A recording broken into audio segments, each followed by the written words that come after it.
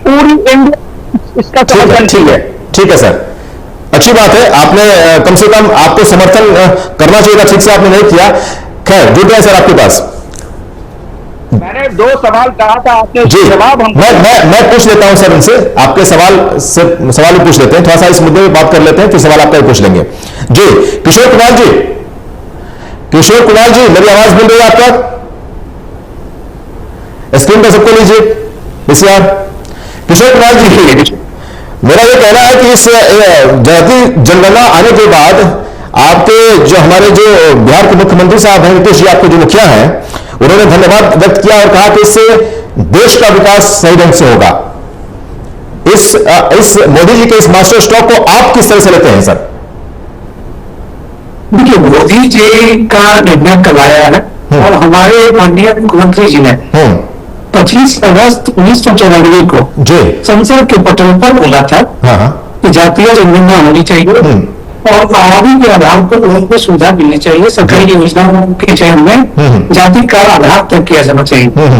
तो हम लोग हमारे मुख्यमंत्री महोदय लगातार पिछले 30 वर्षों से 31 वर्षों से जातिगत जनगणना कराने के लिए तत्पर रहे हैं और कटिबद्ध रहे हैं, जिसका उदाहरण आप कई स्तर पर देखेंगे, चाहे 96-97 की कैबिनेट नोट की बात हो या फिर 2021 में सर्वदलीय बैठक की बात, जो सर्वदलीय प्रतिनिधि मंडल प्रधानमंत्री महोदय से मिलने गया था, जिसमें कांग्रेस और बीजेपी के भी सदस्य थे। तो उस वक्त भी माननीय मंत्री जी ने दलगत भावना से ऊपर उठकर सभी दल के नेताओं को लीड किया था और माननीय प्रधानमंत्री से मिलकर जातीय जनगणना की बात की थी। बात करने में आपने देखा होगा 500 करोड़ का स्पेशल बजट अलॉट करके तकरीबन 2.5 लाख कर्मचारियों को लगाकर बिहार में जातीय सर्वे किया गया और न सिर्फ सर्वे किए बल्कि उस सर्वे के आधार पर कई योजनाओं का भी चयन किया गया। लेकिन सर आपसे एक सवाल है सर, 2023 में आपने करा था जातिगत जनगणना, बिहार ऐसा पहला स्टेट था देश में, लेकिन उस जनगणना के बाद जो चीजें निकल कर आई उसके आधार पर आपने कुछ पॉलिसीज बनाई?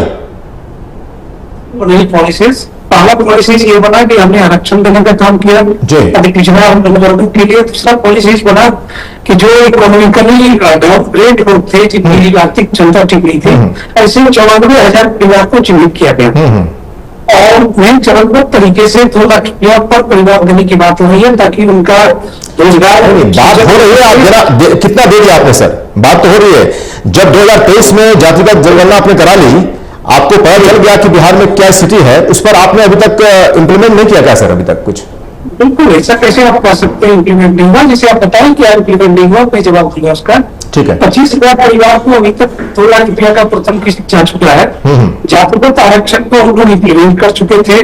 बाद में कोर्ट का मामला बना, हम लोग उसका समाप्त करते रहे और बिहार सरकार कोर्ट के नजर में, कोर्ट के दरमियान हम लोग लगातार आरक्षण को बचाने के लिए प्रयासरत रहे हैं। ठीक है, लेकिन आपको ये पता है सर कि जितने प्रतिशत आरक्षण की आप मांग कर रहे थे, सुप्रीम कोर्ट ने उसे नहीं माना और वो उसको नकार दिया है। ठीक है, मैं लौटता हूँ। सुप्रीम कोर्ट में विचाराधीन नहीं कर सकते हैं। हाईकोर्ट में रोक लगाया था, सुप्रीम कोर्ट में अभी भी चल रहा है।